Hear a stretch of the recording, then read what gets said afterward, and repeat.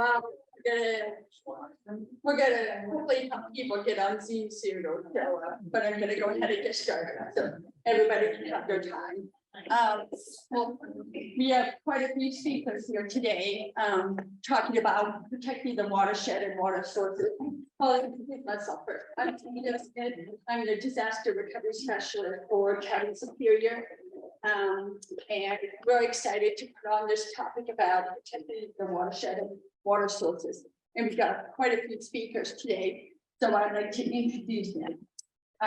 Maya McKenna and Karen Waddell from the Boulder Watershed Collective are going to be speaking first.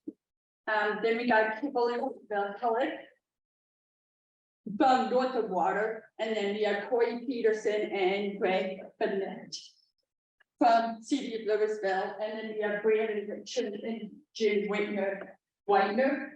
Yeah. So I'd like to start with you guys. I'm gonna just ask for you to hold 1 second. I'm gonna log into the City of Louisville Zoom real quick and just see if we have a whole bunch of people on that account, if Emily didn't change the, since there's nobody on the other one. Okay, sounds good. So let's just hold off 1 second. Oh, and we have open mic night tonight, so I don't know how loud it's gonna be, but I've got a microphone here if nobody can hear anything. So, She doesn't have one scheduled, so we are, do we have public here? We have Deborah. I don't know that we. I'm gonna talk a lot. There we go. Okay. yeah, tell me next. Okay. No. Okay. Karen and I are gonna get through all the slides. No,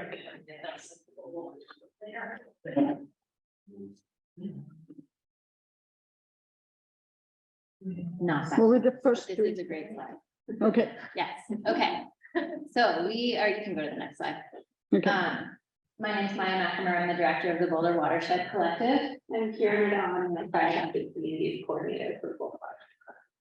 And we are a nonprofit organization, a community stakeholder driven organization that started in 2015. We were kind of started up after the 2013 flood event, and we were called the 4 Mile Watershed Coalition then. We were just focused on 4 Mile Canyon, which is a very tiny area, a tributary to Boulder Creek. And they had a wildfire in 2010. They had flooding associated with that wildfire in 2011 and 2012, and then they had the big flood in 2013. So it was a very long recovery process for them. And by the time we got started in 2015, there was a lot to do. So even it was, 4 years after the fire and 2 years after the flood. So we do a lot of stream restoration and water quality oriented work, but we also now do a lot of wildfire planning with communities and are developing multi-landowner forest restoration projects for wildfire mitigation.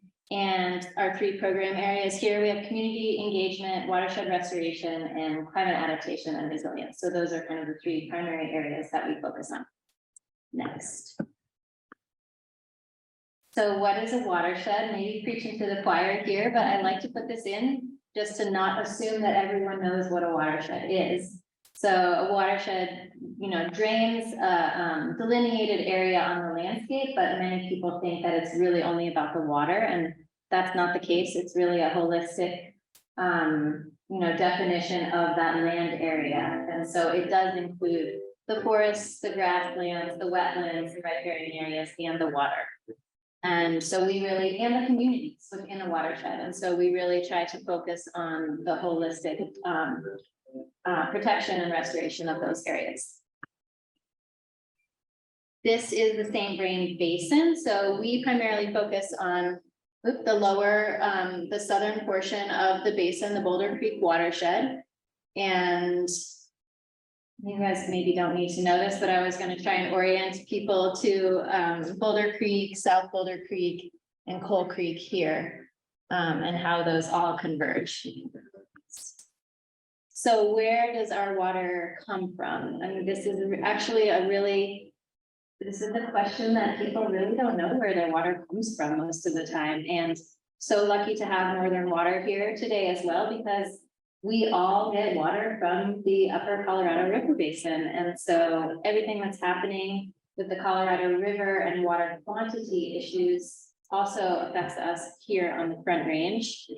This map is hard to see, but it's on Superior's website, so you can, it's actually a really great map to show where water does come from and how it's distributed from the western slope and then to all of our communities. Yes, Colorado Big Thompson project is where the water comes from Lake Granby over here, the Continental Divide, and then over into our Front Range watersheds. Next. So how does wildfire affect source water? On a very basic level, when there's a lack of vegetation to absorb the water, the soil becomes more prone to erosion, debris flows, mudslides, and sometimes you can have, with high intensity, high heat fires, you can actually sterilize the soil, it becomes hydrophobic, and then you don't have the absorption into the soil, and so there's sheet flow off of the watersheds, and in areas like we have here in the upper watershed where you have really steep slopes, this enables a lot of erosion and debris flows. Oh, it looks like it didn't finish that last sentence there. Next slide. So this has a lot of words on it, but more of a, graphic to show the multiple impacts of potential contaminants and issues that can happen in a post-wildfire watershed. And I think the important thing for people, all of us who live on the Front Range, is that we all get our water from surface water, from streams. And so protecting the source of that surface water is really important. That is not an objective for private landowners doing wildfire mitigation in the upper watershed.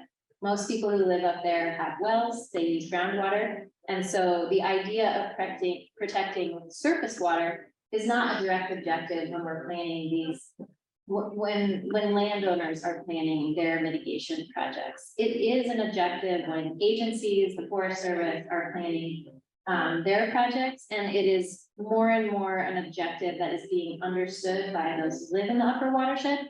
But I think it's a really important value that the lower watershed can share with the upper watershed. Next. Okay, so this is new wildfire susceptibility mapping, specifically for water infrastructure. This was completed recently by the Colorado Water Conservation Board. There were different values at risk and different data points that were integrated into making these maps. But this map is specifically for water infrastructure. They have a couple other maps that speak more towards composite risk or wildfire risk in general. But you can see that on the Front Range, actually you can go to the next slide. On the Front Range here and in our areas, we have a lot of red and orange, which is higher susceptibility for water infrastructure in the areas that we live and in the watersheds where we get water from. So these maps were intended to help communities prioritize high-risk watersheds specifically for drinking water. And this is really the beginning of this program called Wildfire Ready Watershed with the Colorado Water Conservation Board, and just another level of emphasizing that protecting watersheds for drinking water is highly important in these days where we have increasing wildfire risk and increasing wildfire severity. Okay, I'm just going to talk briefly about a couple of fires that happened that kind of impacted the way that we think about how fires affect water. And those are the Buffalo Creek Fire in May of 1996.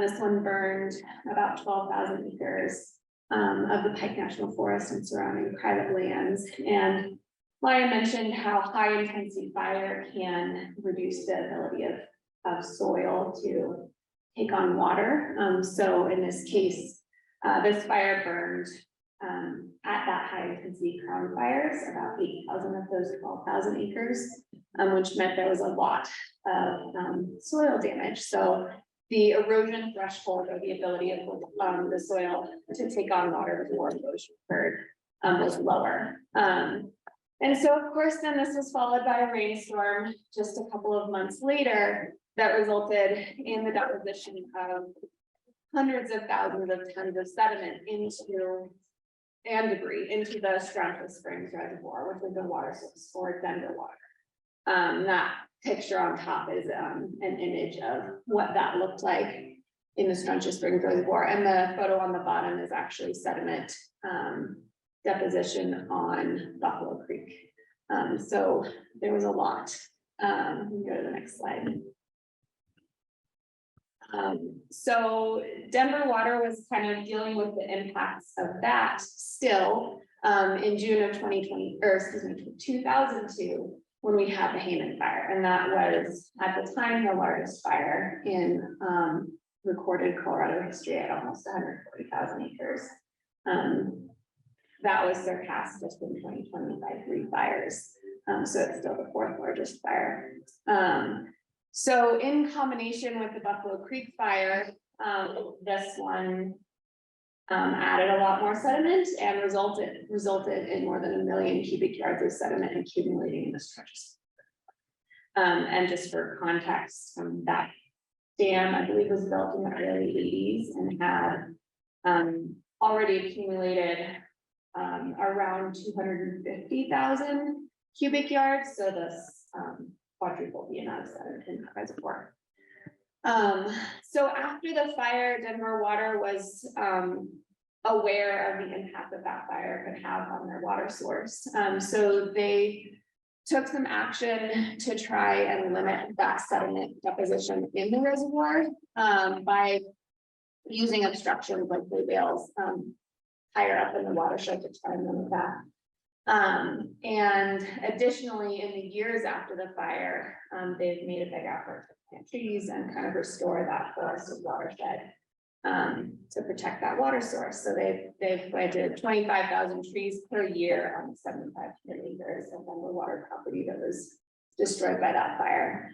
And since more than $27 million have been spent to repair infrastructure, remove sediment, and restore the landscape around those drainages impacted by those 2 fires.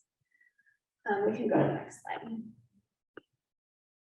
slide. So these fires were significant in Colorado because they kind of impacted the way that we approach source water protection in the context of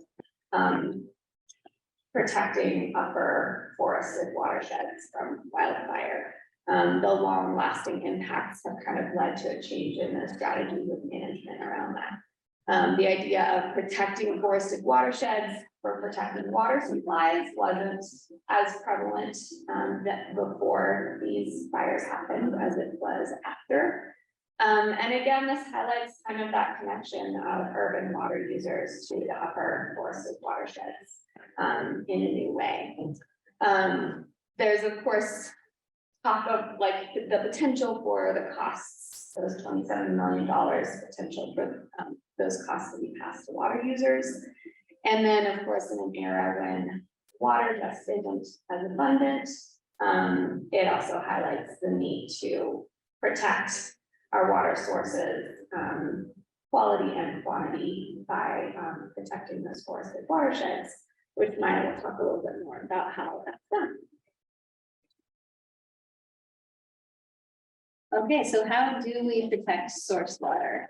So we work with many partners to protect our upper watersheds, including water districts, U.S. Forest Service, State Forest Service, cities, counties, municipalities, and communities. We do a lot of planning with neighborhoods and communities. And some of the ways that we protect the upper watershed is through fire mitigation and forest restoration, which includes tree thinning and prescribed fire. We don't do prescribed fire, but we work with partners who do, like the Forest Service. And this is intended to create landscapes that are better able to receive fire. So not to try to eliminate fire from happening on the landscape, live in fire adapted ecosystems, but we're really trying to allow the ecosystem to receive fire in a way that is less damaging and actually can be restorative for the landscape, as it has been in the past in some areas. And by reducing fire intensity, we also can reduce potential erosion. So, and that's how we can protect water, source water. This is actually a picture of the prescribed fire that happened in April, right above Gross Reservoir. The U.S. Forest Service was able to burn 307 acres. You may have seen a lot of smoke one day that was quite scary potentially, but that was a prescribed fire happening up there. They burned, I think, 3 different days. And there were a lot of successes to this fire. You know, there have been escaped prescribed fires recently. And so there were a lot of management changes that they made that really, I think, led to this being a successful burn. Some of those are, they use a snow prescription. So they were only able to burn when the north facing slopes, which are the denser, that more densely treed slopes, had snow on them. And so this was to reduce the potential of embers spotting and creating a spot fire. So they were burning south facing slopes here, which had been previously thinned over the past decade, probably.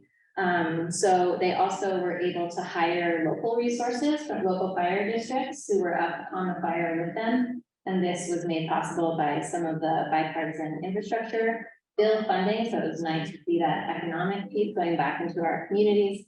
And they had 24-hour coverage the entire time. This was a 2-week period where they had burned intermittent, had 24-hour staffing there to reduce the potential for spotting as well. So 307 acres was pretty good. They hadn't burned in Boulder County in 20 years.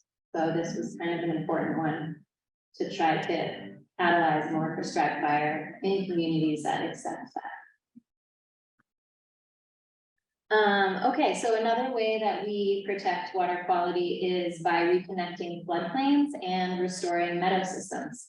If you have healthy connected floodplains and functional meadow and wetland system, they are better able to capture sediment in a post-wildfire setting before it can impact water infrastructure, communities, or other values at risk. And so finding, and with development in the upper watershed, especially in canyon areas where we don't have large floodplains, there's often a big disconnect.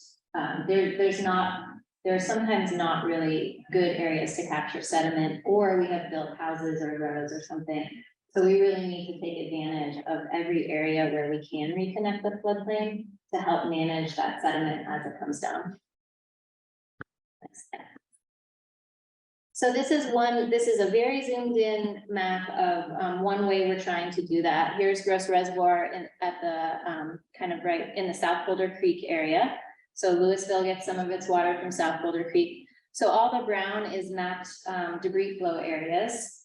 And then we are trying to find these bright green spots is where there are these meadow systems that could be restored to capture sediment. So we're doing this across the landscape in the upper watershed, and then we're going through and prioritizing and assessing those meadows so that we can hopefully be, we know the fire's gonna come, we can hopefully be a little bit ahead of the game by really focusing in on those sediment capture areas. And then we also do legacy mine reclamation. This was something we learned in the 4 Mile fire. 4 Mile was a gold mining area, as were many places in Boulder, Gilpin, Deer Creek County. And that fire burned very hot. It burned a lot of mine was sites that we didn't even know were on the landscape because they had full mature trees on them. But after it was burned and then we had flooding, so much of those contaminated sediments were pulled into the streams. And definitely contributed to affecting the way that Pembroke Water, specifically as a small water district up there, had to change their treatment process with their water to, you know, manage the new contaminants that were coming into their system. And so you can go to the next. So this is just a before and after picture of an area that we were able to pull the mine waste out of the drainage so that, and we saw an immediate reduction in arsenic downstream of where these piles were removed. So that's kind of a, off the beaten path way that we're protecting water quality, and each of these things is very incremental. There's no like one silver bullet that's really, the full answer to how you protect water quality, source water quality, but all of these things really do add up to creating a system that's more able to support the needs that we have in terms of water. Okay. Thank you. Cool, thank you, Karen. All right, please welcome people.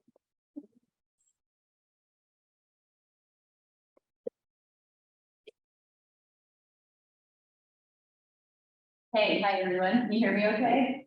Great. So I'm Kimberly Mahelich. I'm a source water protection specialist with Northern Water. And I'm going to be talking to you specifically about our wildfire watershed recovery efforts for the East Troublesome Fire.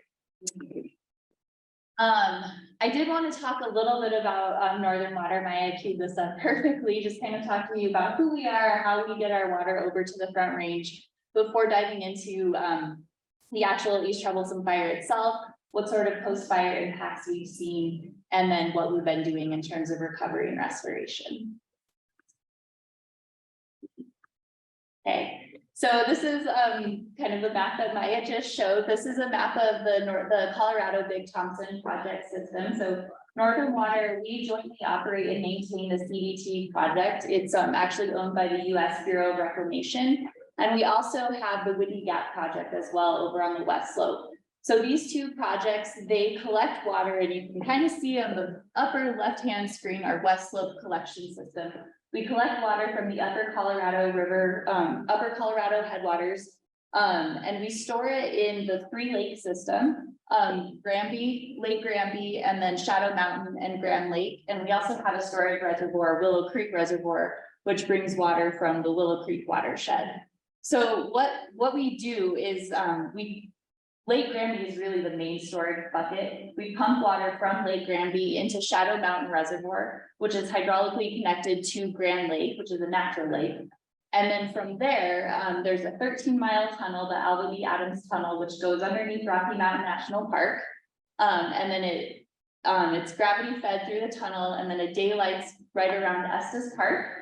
And then the water goes through a series of pipelines and tunnels out to the Front Range. Our terminal reservoirs where we store that water is Horseshoe Reservoir, Carter Lake, and Boulder Reservoir. And then from there, it's delivered out to the municipalities on the Northern Front Range.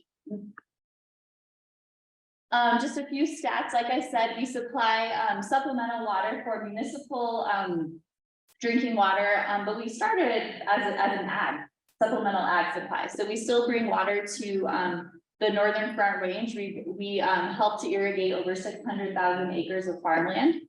We supply supplemental drinking water to over 1 million residents. And our district boundaries, our service area covers 8 counties, excuse me, really from Broomfield up north, excuse me, and then along the South Platte to the Nebraska border. And then this is just a few features of the CBT project. We have about 12 reservoirs. There's 35 miles of tunnels, almost 100 miles of canals. The project also generates electricity along the way. So there's 7 hydroelectric plants and then 700 miles of transmission lines. So that's Northern Water in a nutshell, and why you might care about things that are happening in Grand County, such as the East Troublesome Fire. So East Troublesome Fire occurred in the fall of 2020, and 2020 was a really big fire year, if you might recall, for Colorado. This is just a diagram of some of the largest wildfires that have burned in Colorado. 4 of them occurred in 2020, including Cameron Peak Fire, which is the largest wildfire in state history, and then East Troublesome, which is second largest. So this is just a map again of our boundaries. Again, this is the collection area.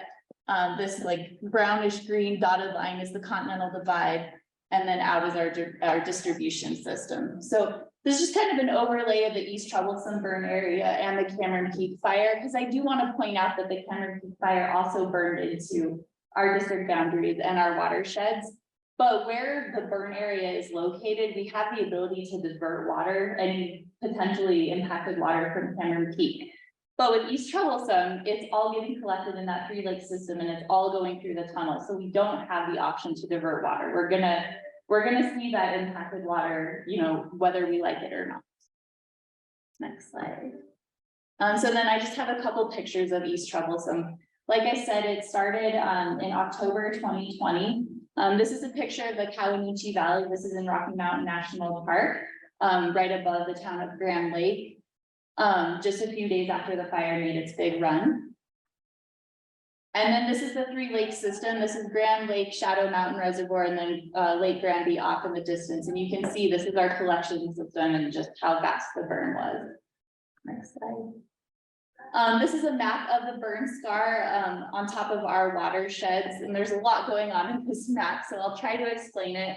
But really, like I said, it's the 2nd largest fire in state history. It burned over 193,000 acres, primarily burned on federal land, 90% federal land. Most of that was Forest Service, but it did burn in Rocky Mountain National Park, and it burned some BLM lands as well. Only 10% of the burn was on private lands.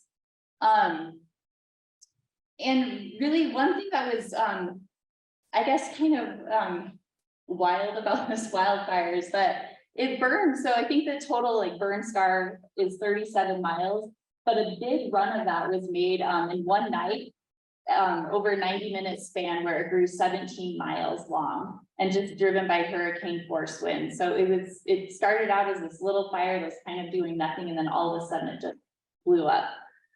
In the end, there are almost 600 structures burned in Grand County, and it caused the evacuation of 4,000 residents.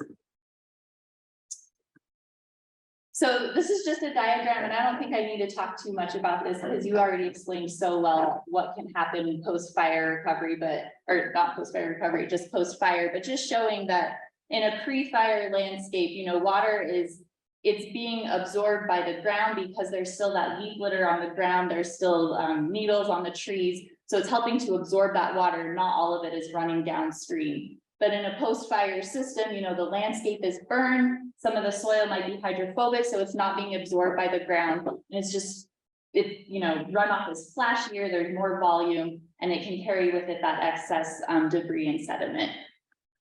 So with East Troublesome fire, we did see all of those impacts. We saw excess sediment, we saw debris flows, we saw harmful algae blooms because with that sediment comes excess nutrients into the reservoirs. It caused impacts for some of the water systems in Grand County for their water treatment. And then we saw some flash floods as well. And then this slide is just a picture of some of those impacts. Pretty much every time there was a rainstorm the year after East Troublesome, State Highway 125 was closed because of debris flows and mudslides. Harmful algae bloom in Willow Creek Reservoir happened the following summer, and then we saw a lot of blackwater events as well. Okay, so what have we been doing since in the years since? Okay, so I don't expect you to read this slide, but I just wanted to put this up there because Northern Water, we helped lead helped lead some of the recovery efforts. But we can't do this alone. We're not in the business of post-fire recovery. Most of us at Northern Water have never been involved in post-fire recovery.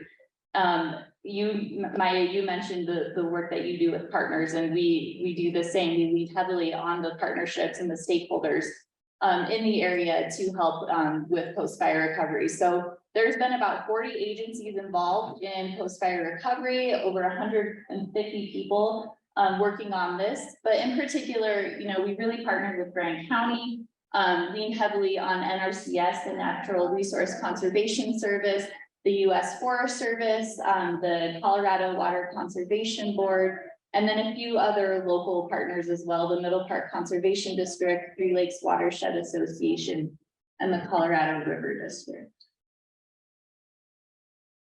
You can, sorry. So some of the things that we've been doing, increased monitoring. A lot of this We have some precip gauges installed in Grand County, but we worked with Grand County and the USGS to install additional precipitation gauges just to, for those early alert flood warning systems. And then we increased our water quality monitoring, both kind of with the parameters that we've been monitoring and the frequency. And we partnered with the USGS, who we did a cost share with them to increase that monitoring.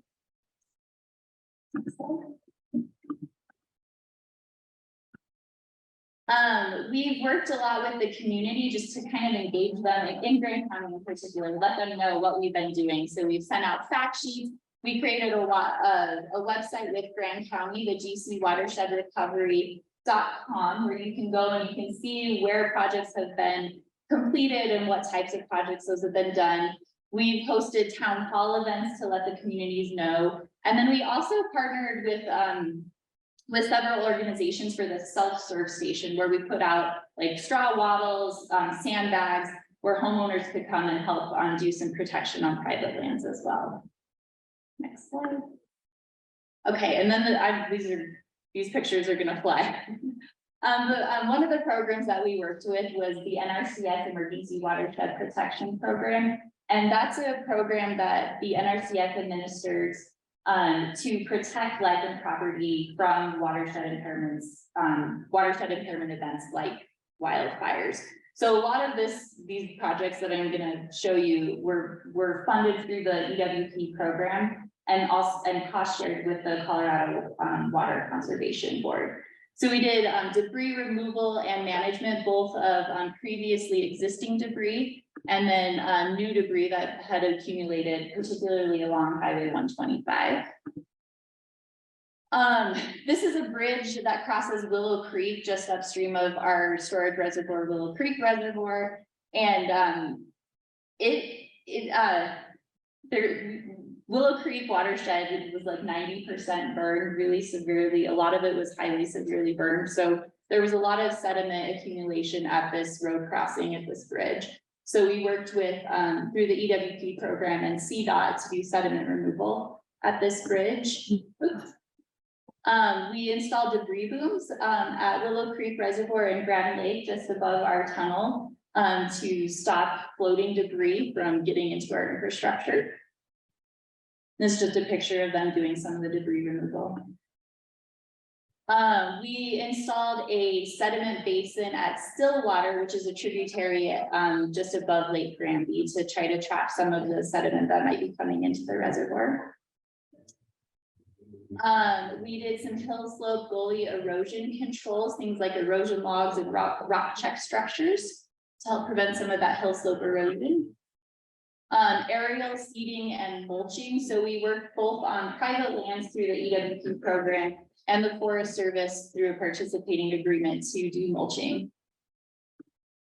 And that is pretty much it. So looking kind of this year and beyond, I mentioned that participating agreement that we had with the Forest Service. That's a 5-year agreement. We signed it last year. We're just about ready to add 5 million to that agreement. So right now we have about 16 million for that agreement, really to look at additional watershed recovery projects, kind of looking not just on private lands, but what else can we do on Forest Service lands and above, like in the higher watersheds.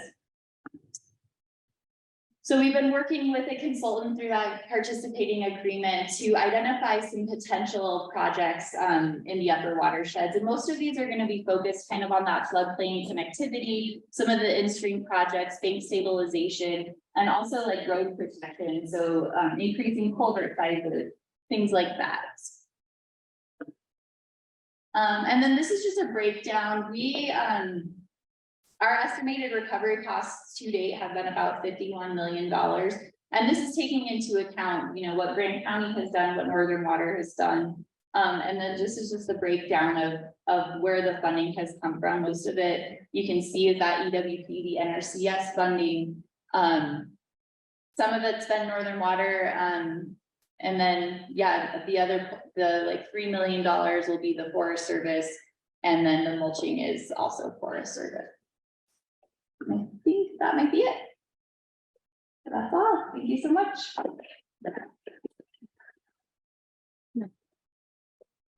All right, so next we will have City of Louisville, Corey and Greg.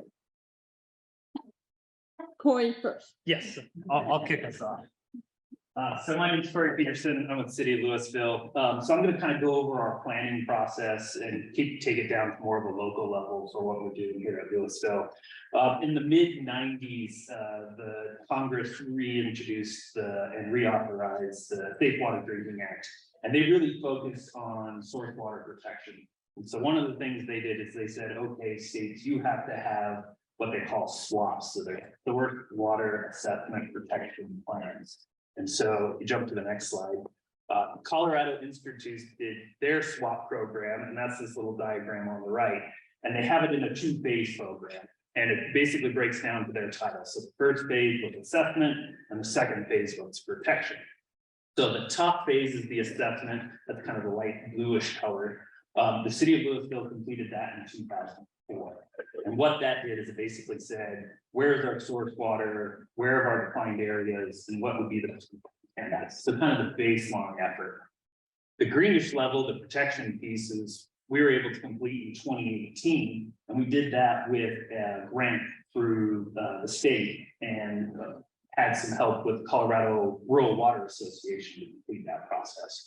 And what that did is it kind of gave us concrete, real implementation processes that we could implement for the actual protection. And so today, we're kind of in these last two areas here where we're looking at actually doing implementation. And of course, the last arrow, which is a reiterative process where you continually evaluate the program and reinvest into what you can do into the future. And similar to all the other conversations, we have big partner agencies that allow us to go through this. So we work with our surrounding cities, Boulder County, Keep It Clean, all the folks up there. Because us as a small city, it's hard to implement these big projects. And so you try to build on to what everybody else is doing. So out of that, and the next slide for me, there were three main issues of concern that came out of that program. And we did a kind of a ranking system as it's going through. And these were the three biggest issues of concern that came out of the SWSP. And what that was wildfire, which everybody's kind of talked about, flooding and aquatic nuisance species. So with our flooding, they had very similar processes that we see with wildfire, where it's damaging infrastructure, can change water quality, you have debris issues. And this is something we experienced in the 2013 flood with our Louisville intake in that top corner. The other piece is the aquatic nuisance species. We put the quagga mussels on there. What these do is they can actually clog intakes, piping, infrastructure, those type of things. We haven't seen those in Colorado really, but it is one of those high current concerns that could really damage our structures. What we do as far as, oops, I don't have a lot of slides. So what we've done kind of in the past, in addition to working with on the wildfires, so our intake effort is described by the 2013 flood. We've actually moved it out of the floodplain. So that makes it certainly easier. We've also installed a debris boom up there to keep material away. For the aquatic species, we do lots of education and outreach to understand the threat. We've installed weather stations at our treatment plants to get local monitoring for flood control. And then I think our biggest one, which is really kind of cool, is we're working on the possibility of installing real-time water quality measurements at our intakes. And what that allows us to do is bypass anytime you have a problem. And that's probably the biggest driver that Louisville has going for it, is with our watersheds, we actually have two distinct watersheds. We have the South Boulder and then the Colorado watershed with northern water. And so that allows us to isolate a complete watershed if we have a problem in it and use the other one. And that's really our biggest piece and how Louisville is trying to prepare for these things. So that's it for me. I'm going to go ahead and turn it over to Greg to talk about treatment.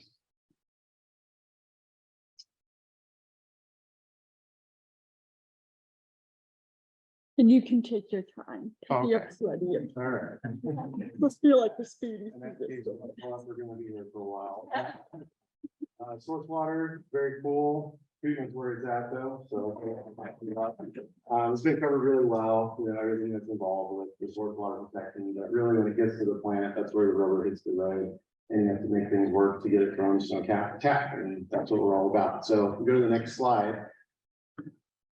Just a small treatment overview of the city of Louisville. We have about 20,000 residents that we're taking, that equates to 63 or 7,300 taps. Most of those are residential. In order to service all those taps, we actually have 2 drinking water plants at the city of Louisville. Our northern water treatment plant is on the South Boulder, Washington side of Louisville, and that's an 8 million gallon a day maximum capacity plant. And then we actually have a second plant that's over off Marshall Road, our south plant, that has a capacity of 5 million gallons a day. It's kind of unusual for the size to have 2 plants, but it actually gives us some flexibility. That was due to some planning in the early 90s and maybe regionalizing plants that have really come to fruition, but it's kind of cool. And I get to say I run 2 plants, so that's awesome as well.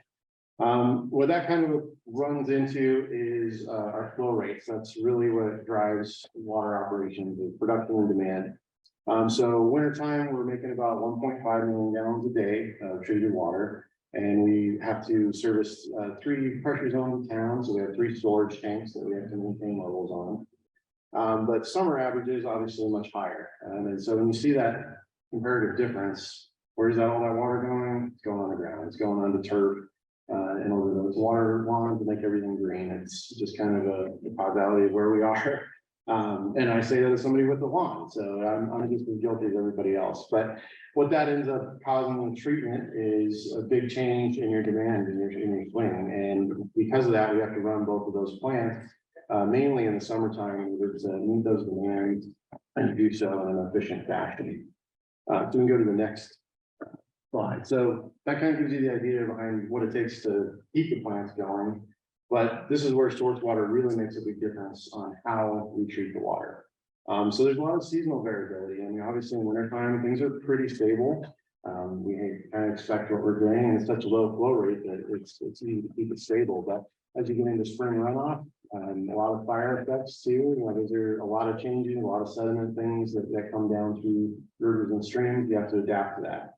And then going on into the late summer, early fall, your water quality kind of takes a dip again. You know, algae starts becoming an issue. The quality of a reservoir gets worse the further down you get, and you have to make an adjustment of that. Additionally, you have different raw sources that you're bringing in. Of course, we have northern water and we have South Boulder Creek water. And then as soon as you put it in a reservoir, that changes the makeup of the water as well. So when you have those different sources and when they're available, it really changes what you have to do to the treatment process in order to adapt it and keep it at a high quality level going out to your residents. Additionally, algae, that's a major impact on water treatment in the summertime. That picture on there, that's actually a 20-time magnification of raw source water. So these are algae cells themselves, as you see them under a microscope slide. And when those get overabundant, they can actually clog off the filters as we're filtering the water. So then that causes us to have to backwash, clean the filters more. It's very inefficient as we're treating the water. So there's an impact there. There's also issues with when those algae cells die off, they release taste and odor compounds, which no one likes their water to taste bad, but it also makes people lose their confidence a little bit. So we want to avoid that. When it gets out of control, it was kind of talked about in previous presentations, we worried about harmful algae. They release toxins because they're in such higher quantities. So things that have to be watched for and we have to adjust to. Additionally, climate change impacts everybody, but the fact that it's hotter longer means that we have to meet those demands. There's a lot more water demand over a longer period of time. Plus all these other factors on top of that, it makes a big difference in how we have to react to treatment. So now that I've told you how difficult my job is, we'll talk about the next slide. Some of the monitoring regimens. So this is the things that we do to kind of stay on top of it, to create data trends and to adapt our treatments accordingly. So we obviously have daily things that we're looking for, weekly sampling we do, monthly, and it just kind of goes on from there. And it's a litany of different tests. On a regular basis, we're testing about 20 different parameters. Looking for all kinds of different parts of the water quality spectrum, should we call that. And some of that involves online continuous monitoring. So it's looking at one constant like analyte. So for instance, turbidity or the clarity of water, so it's constantly running that sample. But then there's other things like nutrients or pH, that type of thing that we're doing a little bit more regularity and different sources. And when you have the different sources, again, I mentioned that before, they change all the time. And as soon as that reservoir gets a little bit warmer or a little bit cooler, it changes the makeup of that water, and you have to adjust the chemistry of the plant in order to handle that.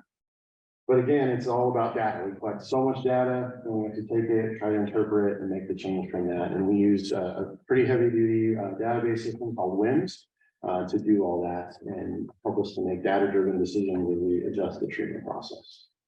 Next slide.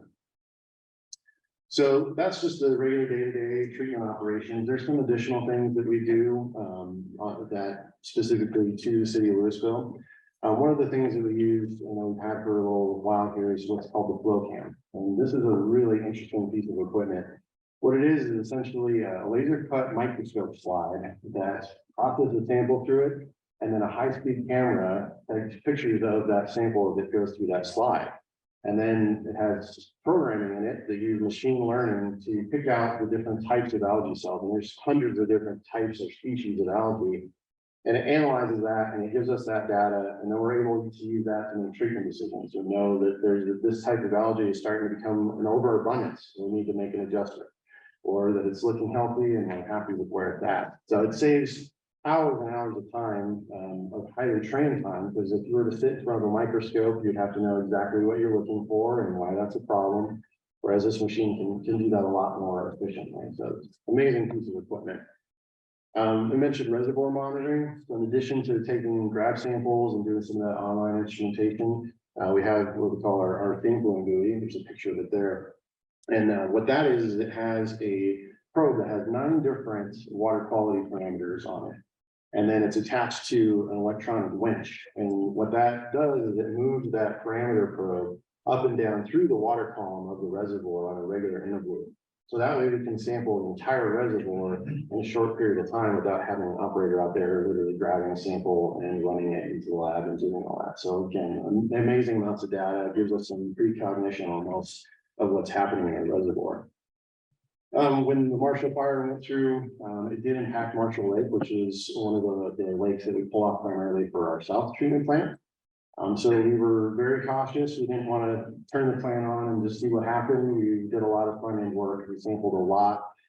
We brought in all kinds of people to do case tests to make sure that we weren't running into some of the same issues, the same battles that Superior was fighting because of the ash and everything that ended up in the reservoir. And thankfully, because of all that perimeter measures, we didn't have any place in other complaints in the city of Louisville for that summer. 2 years before that, or this, we did a raw water study. So we brought consultants in to evaluate our whole raw water system in terms of water quality and see what threats there were, emerging contaminants that might come in the past, or maybe some things that we weren't seeing. And we did get some good information from that, and it really did help us to see the whole picture and kind of plan a little bit further out for what we're going to do with water quality and treatment as the world continues to change. That's pretty much it. Thank you. All right, up next we have Brandon and Jim. Do you guys have a PowerPoint? Yes. Okay, I the original. you want? Oh, you did? Yeah. Okay.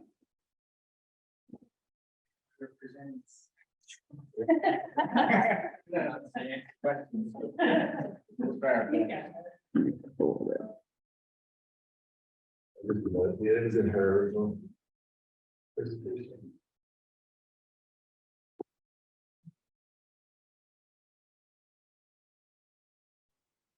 More in that version. This is it. I was gonna leave it when all these fancy slides came here. Right. We can start there. Jim's our utility superintendent, so he knows everything water, wastewater. I'm the works director, but I just started in November, so I didn't experience all the troubles with the Marshall Fire came through. We're really dealing with recovery phase now. So 100% of the town's water comes from northern water, at least our potable water does. So it comes directly from Northern Waters plant into our water reservoir, where we store, what is it, 400 acre feet of storage. So roughly 130 million gallons of water is stored in the reservoir off of the Casden Boulevard. At least in this slide.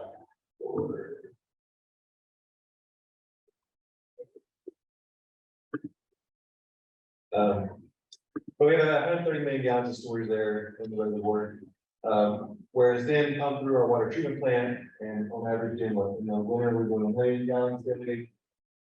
Yeah, roughly, and then in the summertime, we do up to 3 to 4 million gallons. The same thing as Louisville, where people are just irrigating and sprinkling, we see those high demands come through in the summer. And the plant itself, I think capacity wise, is about 5 million gallons, what it can do. So after the Marshall fire, that was it. Is this it? The next one, the one that you just had. Yeah. There. So after the Marshall fire, the water reservoir, which is pictured there in the bottom left, was directly impacted from fire debris, ash, et cetera. So, and also the distribution system itself was also impacted.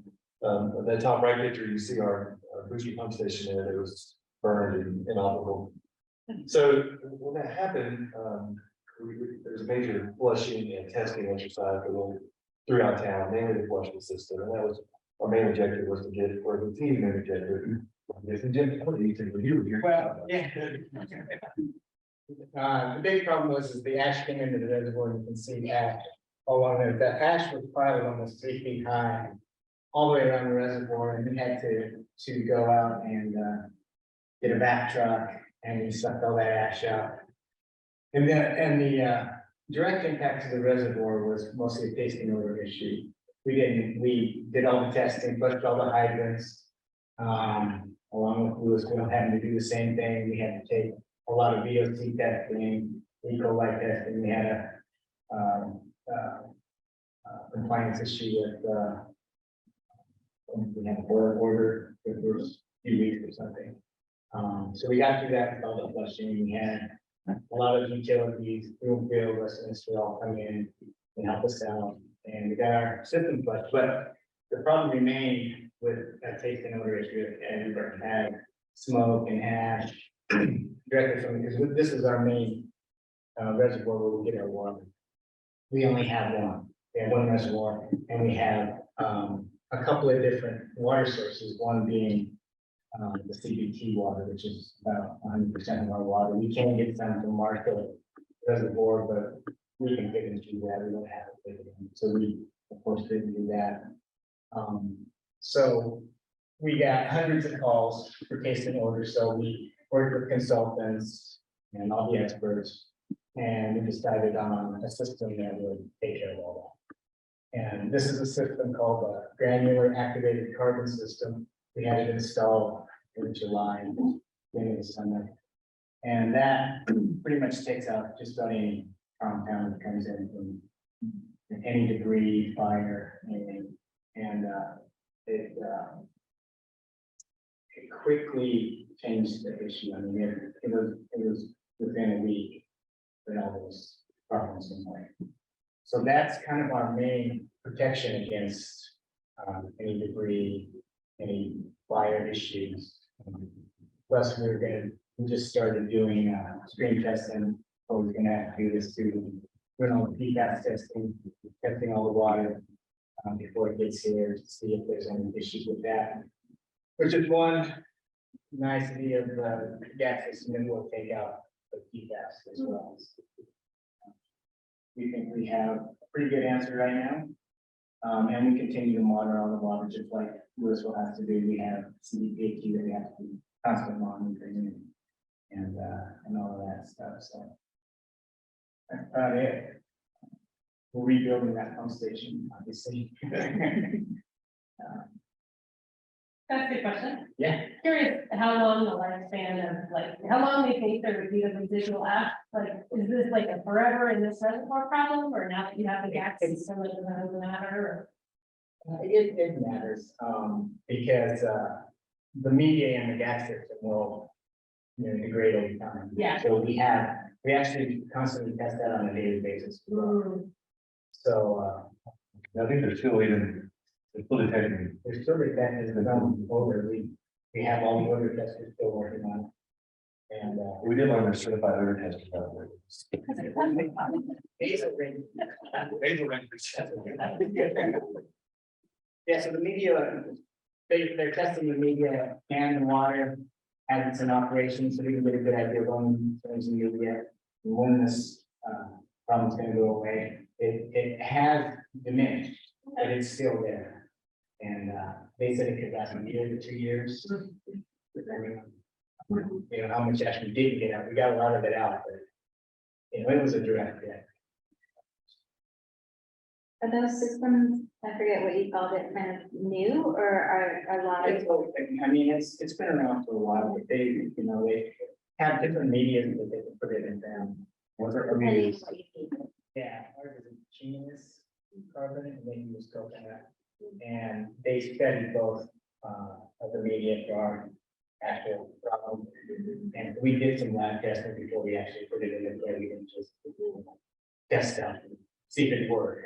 So we have a lot of experts looking at it and testing it. And they decided on a certain media that we implemented and it works. So, And it takes a few bucks. and it takes. And that's why they're getting really popular now, like, naturally, I mean, because of the PFAS issues, like, they're one of the few things outside of reverse osmosis and additional treatment that can remove those compounds. We got to go. It's really amazing that the system did really well considering the direct impact it took Yeah. from the wildfire and the question that the team did. I think even our VOC testing, I think we've had no hits for all the, we test every service, where at one point we were testing every meter that went in, but we got no hits to say, reduce that testing requirement. We're still replacing all meters and making sure that there's other people that have them. We try to get it there, we do smart meters. And, it's a big problem with shedding the water. And you guys are doing it. Yeah. We're looking at that. And I think the other thing is we're the interconnections with other local municipalities. Last week or earlier this week, we tested them. Yeah, that's kind of like interconnect with this, so. We have one, is that correct? That's. Room good, these are the kind of disinfection, so we can, yeah. Ready, question? And I think also, I mean, we're learning, like, when we build our new buildings, like our new booster pump station, obviously we're not using wood structures, we're going back to Yeah, we're doing a lot of planning. instead of a lot of fire resistant structures, same thing with our GAC building. It could burn, but it's, I think, fire resistant to a certain level. Yeah, we had to put a building on, we're gonna have to run through now, a lot of, there's one more. That system in the state, I believe, in Johnstown, and I think they use it seasonally for. But also in the reservoir, we have a system that also reads the species of algae and it's on it. It protects against the algae and it gives us reservoir data on the pH chemicals. We have that. As well. We used to put wood benches and trees around all of our things to hide them, and now we're like, that may not be the best idea. It's a good system, so. Yeah, learning a lot. Thank you. Thank you. Do we have any questions for our other senators? I have a question about the flow fan. Do you just take the water quality sample and put it into that, like whenever you feel like you need it or whatever you're. Yeah, we run, because it's so efficient, we're able to run many samples, maybe more samples than we used to, we're able to find it. And also too, you might run it through and it doesn't seem representative, so you can quantify and replicate.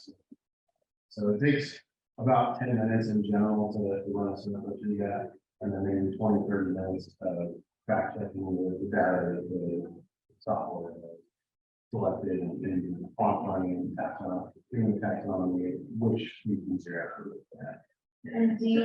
And it can also allow us to sample multiple places in our reservoir at the same time. You would maybe go and have. And do you find that you have the same values you do the current owner, or is it really very? Very, very well. That's the awesome thing about nature. It's kind of a mutually every year about which either overrunning or underrunning, how they react. The algae bloom really discovered that it happened. I assume that so deal with that in the spring. So yeah, it's a new learning process every year. And our operators do a great job of thinking on top of that and understanding where the balance is with all that. So we can adjust things off and minimize the chemical treatment that we do on the reservoir. So very interesting part of that process. But yeah, the local thing is very system. Very expensive, but it's fine.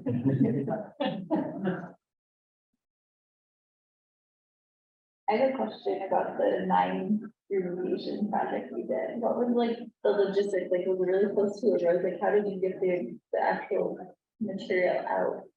Well, that one was actually a very inaccessible area, the photos that I showed, and so the minus is actually not out. We just pulled it, we excavated it out of the drainage and stabilized it on some upper slopes.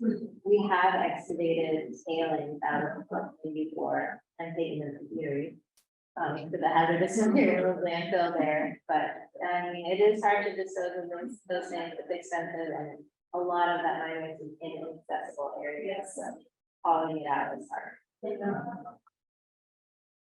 But yeah, I was gonna ask you, why did Boulder decide not to do control burners for almost 20 years? Actually, the city and the county of Boulder do prescribe gardens frequently, smaller scale. But the US Forest Service, I don't know why they haven't done it in a long time. There has been a lot of controversy with the treatment and the relationship between the communities out there and Forest Service. And so this was a really big burn just from the social side to see if those mountain communities would accept it, and it actually went really, really well.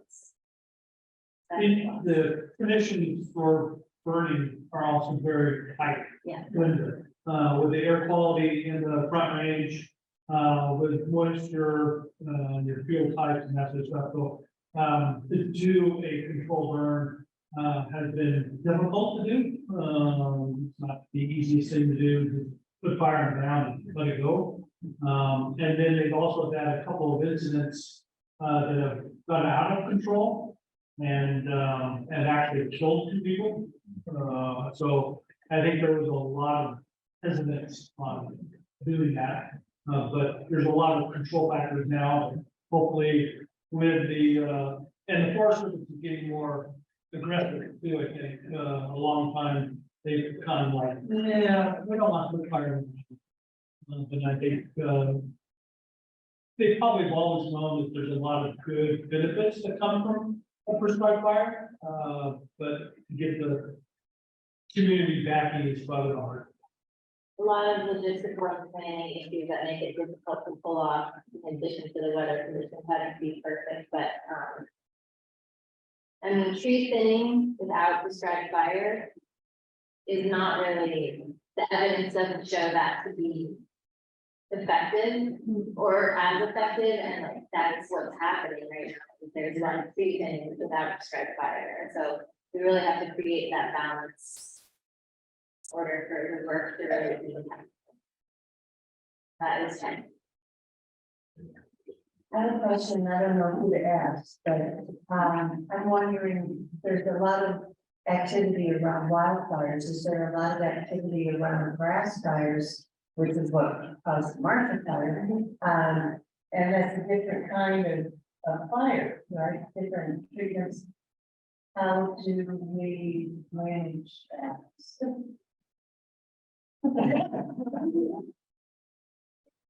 That's a really great question, and they go back to what we had. You know, when we identified wildfire in that planning process, it truly was wildfire in mountain communities. The concept of what our communities went through is really something that we want to be. And so it's making it up and adapting what we learned in mountain communities to what we see in urban. So did the Marshall Fire was pretty hot also, but did that, keep the ground from absorbing water and rain? Yeah, it snowed the next day. Did we see any effect from the watershed? I mean, yeah, well, I mean, I think the ash in the reservoir is probably one of the biggest components of that, but. Yeah, you know, they did a lot of testing on the water, they got the ash, and there was no way to confirm what compound was causing the problem. And that's why we had to go with this system that we selected, because it will take I'm gonna take corn, I'm gonna take anything out of the water. And so we feel that we were able to deal with whatever, that's something for us, and we feel like we can deal with anything. If that's something, so any tree, grass, whatever is burning, we can deal with it. But there are, what you said, like, there are folks looking at the impacts of Coal Creek right now. They're monitoring water quality on Coal Creek, and also I would say generally the grasslands were not affected by high heat. The grasses that they are clipped, they're called flashy fields, and they actually love fire. And you could see that the green come back like the next spring. And so I think the grasslands actually did pretty well. The city and the town, the city of Boulder and the county, I don't know about with some Superior, but they do burn.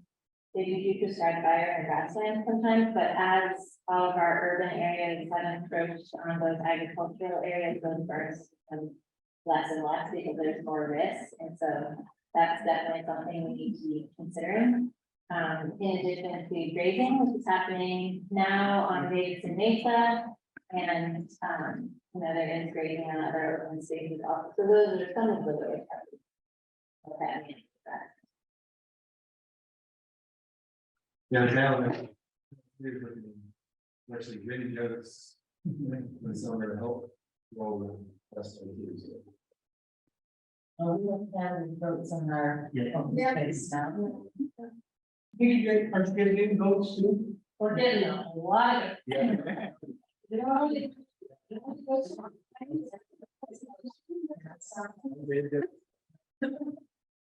Yes. All right, no more questions? Well, I just want to say thank you for everybody that gave their time today to present to this. I hope you all learned a little bit more from each other. Our next disaster education series will be wildfire risk assessment, open house on May 24th at the Louisville City Hall or on Zoom from 6 to 8. So feel free to come to that and spread the word, because we would love to have more people come to that as well. And we will also have more topics in the summer coming as well to be determined. So keep a lookout for that. And thank you for coming, and you're plenty of time.